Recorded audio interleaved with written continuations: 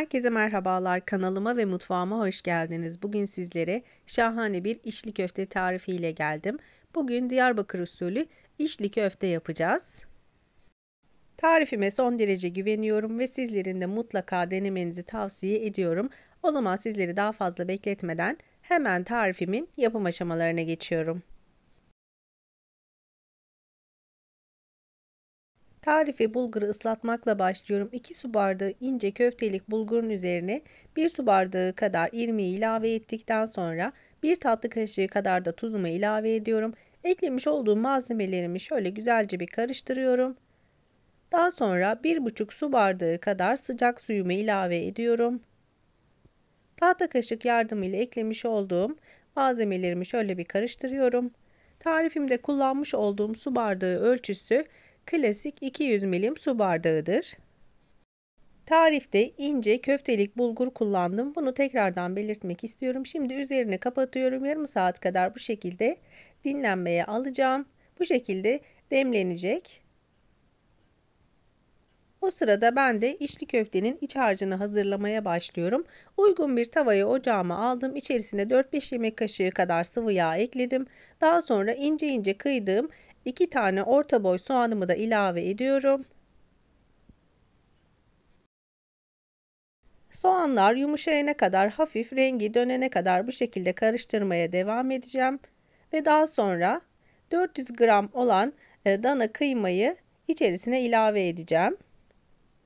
Soğanlarım yeteri kadar yumuşadıktan sonra şimdi de kıymayı ilave ediyorum. Tarifte 400 gram kıyma kullandım. Kıymayı bu şekilde sürekli karıştırarak pişirmeye devam ediyorum. Kıyma suyunu salıp çekene kadar bu şekilde sürekli karıştırıyorum. Kıymanızda hafif topaklanmalar meydana geliyorsa pişirmeden önce birkaç damla suyla yoğurarak bunu giderebilirsiniz. Kıyma suyunu salıp çekene kadar gördüğünüz gibi karıştırmaya devam ettim. Şimdi içerisine baharatları ilave ediyorum. Bir çay kaşığı kadar tuz, 1 çay kaşığı kadar karabiber ve 1 çay kaşığı kadar da kırmızı pul biberimi ilave ettikten sonra birkaç dakika kadar bu şekilde karıştırmaya devam ettim ve ocağımın altını kapattım. İç harcımı şimdi ayrı bir tabağa alarak soğuması için kenarda bekleteceğim. İçli köftelerinizi yaparken mutlaka iç harcınızın soğuk olmasına dikkat edin. İç harcını hazırlarken bu arada bulgurum da yeteri kadar dinlendi. Şimdi birazcık yoğurduktan sonra çiğ köfte leğenin içerisine alacağım bulgurumu. İçli köfte leğenin içine daha rahat yoğurabileceğim için bu şekilde içerisine ekliyorum. Ekledikten sonra topaklanmalar var içerisinde. Onları biraz açtıktan sonra içerisine bir tane yumurta ekliyorum. 1 yemek kaşığı kadar, 1 yemek kaşığı dolusu un kullanacağım. Unumu azar azar ilave edeceğim. Bir kısmını ilave ettikten sonra yumurtayı bulgura yedirmeye çalışıyorum. Hemen kenara elimi yakmayacak kadar bir sıcak su koydum. Elimi arada ıslata ıslata hamurumu yoğurmaya başlıyorum. İçli köfte hamurunu mutlaka çok iyi bir şekilde yoğurmanız gerekiyor. Ben neredeyse yarım saat kadar bu şekilde bulgurumu yoğurmaya devam ettim. İçli köfte bulgurunu bu şekilde masanın üzerinde yoğurduktan sonra yere sofra bezimi serdim. Yerde de neredeyse bir 20 dakika kadar bu şekilde yoğurmaya devam ettim. İçli köfte hamuru mutlaka macun kıvamına gelene kadar yoğurmanızı tavsiye ediyorum. İçli köftenin en önemli püf noktalarından biri hamurunun çok iyi bir şekilde bulgurun çok iyi bir şekilde yoğrulması gerekiyor. Gördüğünüz gibi ben yarım saat kadar bu şekilde yoğurdum. Kıvamını da sizler de görüyorsunuz.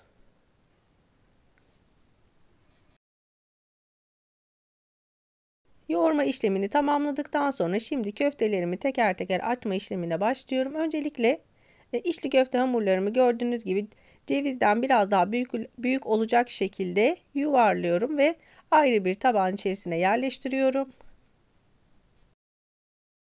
Yapmış olduğum tarifte toplamda 20 tane içli köfte elde ettim.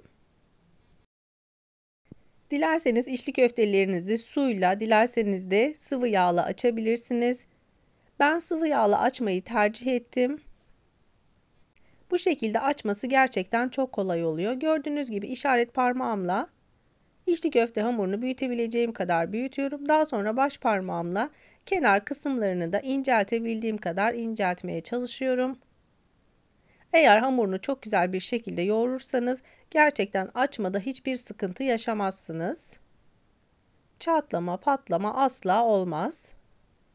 Yeteri kadar büyüttükten sonra içerisine 1,5 tatlı kaşığı kadar iç harcından yerleştirdim. Ve gördüğünüz gibi hemen uç kısımlarını kapatıyorum. Uç kısımlarını kapatırken çok da fazla elinizi yağlamanızı tavsiye etmem. Aksi takdirde içli köftelerinizi haşlarken açılmalar meydana gelebilir. Veya dilerseniz uç kısımlarını suyla da kapatabilirsiniz.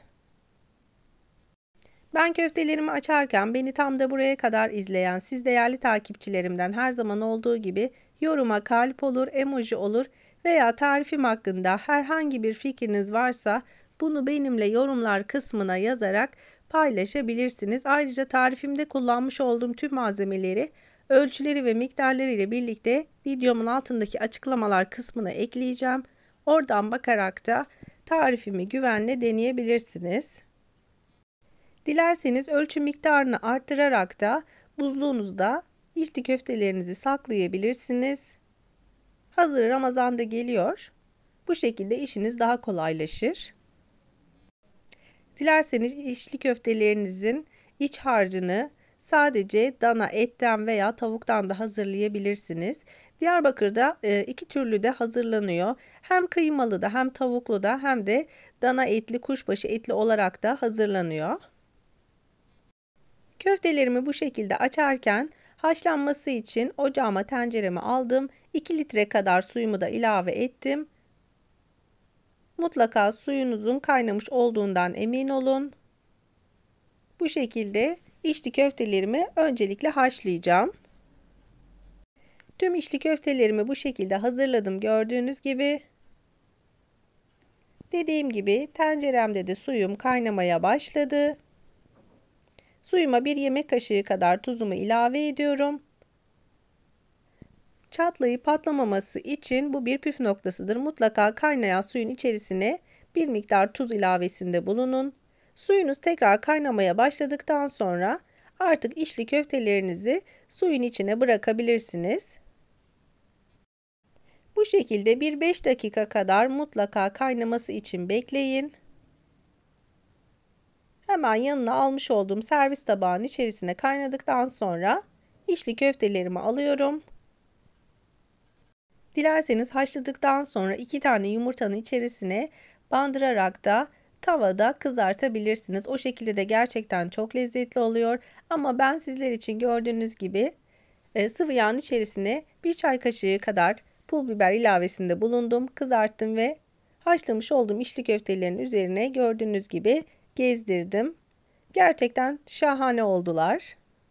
Umarım severek ve beğenerek izlediğiniz bir video olmuştur. Videomu buraya kadar izlediyseniz ve beğendiyseniz mutlaka beğen butonuna basmayı, kanalıma hala abone olmadıysanız kanalıma şu an ücretsiz bir şekilde abone olabilirsiniz.